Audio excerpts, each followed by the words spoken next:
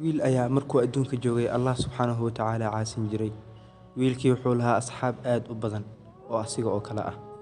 Wuu dhintay wiilkii, wuxuuna aaday jahannama.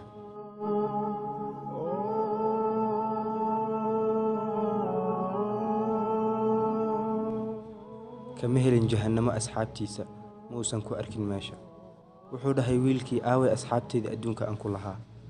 Waxaa lagu dhahay dhammaantood way toobad keeneen, sababtana waxay ahayd geeridaada.